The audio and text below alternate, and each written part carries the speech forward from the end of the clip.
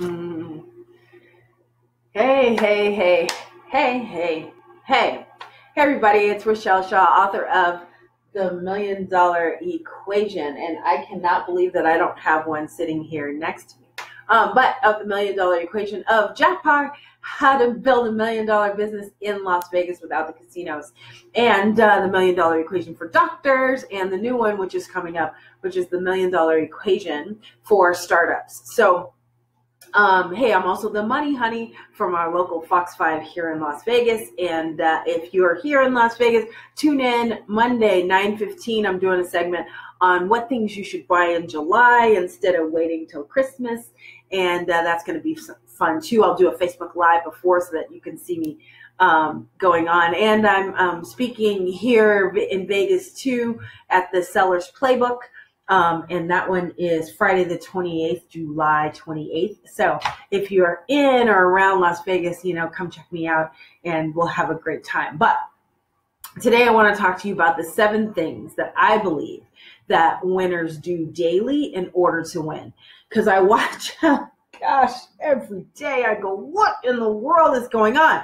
And it's because winners do things differently than other people. So if you watch my video a couple days ago when I talked about, I'm a winner, baby. Have you seen in the movie Mahogany? If you haven't seen it, you should watch it with Billy D. Williams and Diana Ross. And she goes and tells him, because I'm a winner, baby. So that's my favorite part of the movie. Okay, so let's talk about those 7 things of what winners do daily, and that changes everything, and how I know winners and how I can recognize winners, right? So winners, number 1, winners fail. Winners fail a lot, but winners fail a lot because they are doing things a lot. So that's how you know that there are specific winners and how winners keep going over and over and over again, because you're going to fail. It's not always perfect. And if you are afraid to fail, if you are afraid that you always need to be perfect, then winning never comes for you. So that's the number 1 thing that you need to be okay with. Once you're a winner, though, you know it. You know you're a winner, and you know that, what, I may win, I may fail, but I'm not going to stop. I'm going to keep going. That's the number 1 thing. The second thing is that winners try all the time. They go, I've never done that before, but okay, so how in the world was I able to own a telephone company? How in the world was I the only female African-American public utility owner in the nation? Because when the opportunity came up, instead of going, well, there's nobody in this business that looks like me. There's nobody who does this.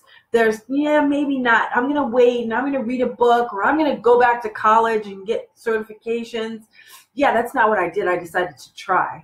And how did that try work out? I did over $100 million in 3 years. That's how tries happen. So you have to, winners don't wait for certification. Winners do not wait for certification. They do not go back to college to get prepared for the opportunity. When the opportunity comes up, they just go and do it. One of the funny things that happened is when I lost it all after 9/11, I thought, well, maybe I need to go back. I was a history major. I wasn't a business major, right? So I said, well, maybe I need to go back and go back to college and maybe get my MBA and learn how to do this. So 2 really crazy things happened. The first one was I was in an accounting class, and it was an upper level accounting class that they let me be in. And we had to, on the test, I was the only one to get the answer right. And so the professor called me up and was like, Rochelle, how did you get the answer right on this, deep accounting problem? And I was like, well, because number 1 is because I had negative retained earnings. And in my real life business, I had negative retained earnings. And so I know that's a possibility. But everybody else in the class, they didn't know that was a possibility. So they stayed and they were following what the book says. Winners don't follow what the book says. That's not what winners do. Winners commit to, I'm going to try it and I'm going to test it out and I'm going to see what happens, right? That's what winners do. Third thing about winning, and the funny thing about going back to get the certification. So at the time, I owned this company called WorkZ.com. I actually sold WorkZ.com to Vertical Response, And I was still sitting in the MBA program, and I got the textbook. And the textbook said, you know, the best place to find articles about putting your business online was this company called WorkZ.com. How crazy is that? I own that company. I own that company. So what in the world am I doing, you know, sitting in the class waiting for somebody to tell me that now I'm certified and that now I can own a business when I had already owned $100 million business, and textbooks were being written on what I was doing. What in the world, right? That's not what winners do. Thanks, Shirley. You know, I'm glad you needed that reminder today. I'm here to tell everybody that, you know, there so many people have counted me out, but I'm a winner. So I don't care about those things. So the third thing that winners do is that they understand their limitations. They understand what they're great at, and they understand what they're not great at, right? And the things that they're not great at, they bring smart people in to work with them.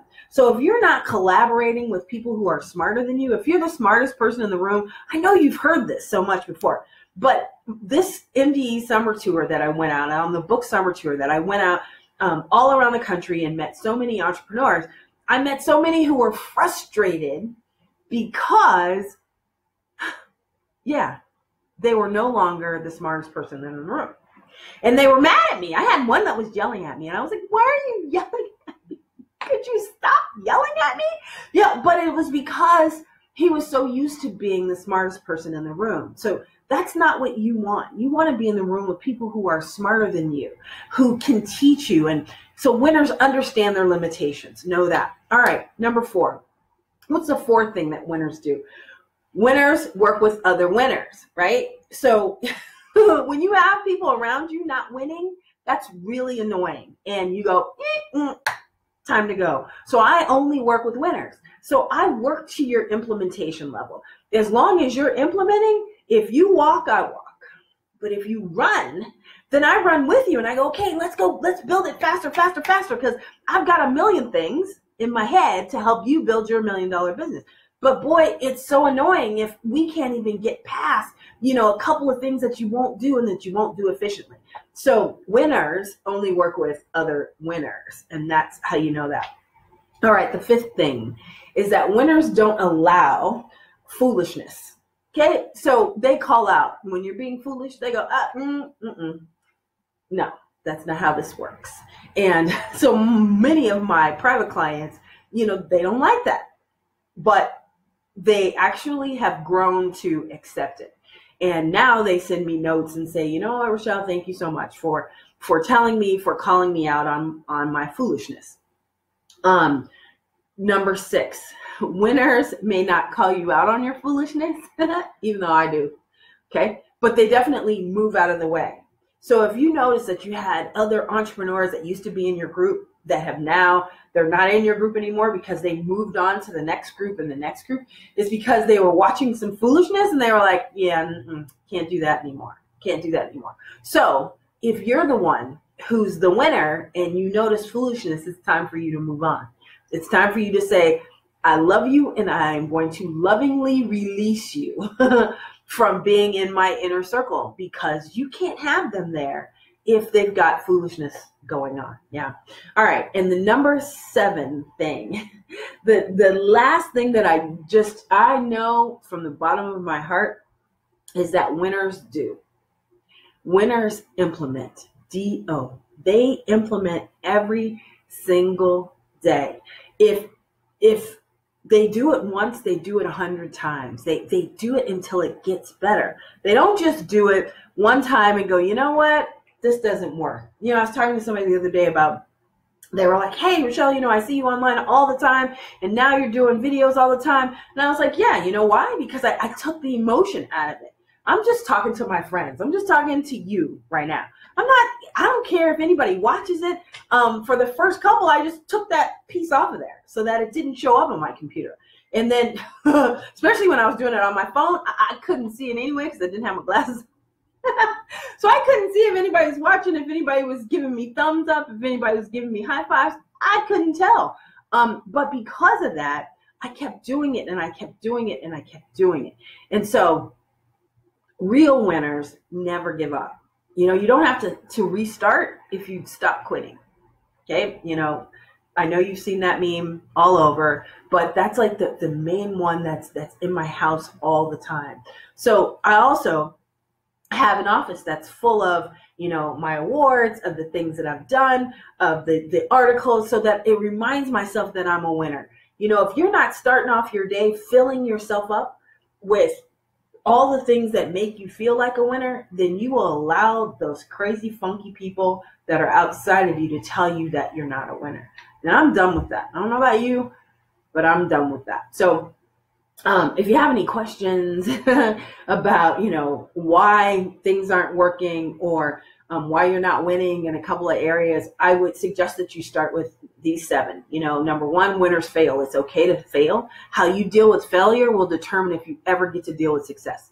If when you fail, you go, forget it, I knew it wouldn't work. If you do that, then it's a wrap. You're never going to deal with success. Do you know how many times I've failed? I have failed so many times and so embarrassed. But you know, I just go, well, all right, so that didn't work. All right, let's not do that again. And every day I tweak it and tweak it and tweak it and tweak it until I get it right. Yes. So you need to be doing that too. So number 1, winners fail. Number 2, winners try. Winners try things that they've never done before. And they say, hey, what the hell? Let's try it. Okay. Hey, what the hell? What's the worst thing that can happen? You know, I tell my other friends, hey, but did you die? But did you die? We didn't die. You know, it was close there for a minute, but you didn't die. So number 1, winners fail. Number 2, winners try. Number 3, winners understand their limitations. Number 4, winners work with other winners. Number 5, winners don't allow foolishness. Number 6, winners may not call out your foolishness, but they definitely eliminate themselves from the situation. And number 7 is winners implement. So make sure that you are doing that. Hey, thanks, Daphne, for writing all those in there. I will pin your comment so that everybody can see that later. Hey, if there's anything else that you need, let me know. Hit me up. Tell me that you liked it. Tell me that you didn't like it. But at the end of the day, go win. And let's win together. All right. Mwah. I love you for free. And we'll talk soon. See you. Bye.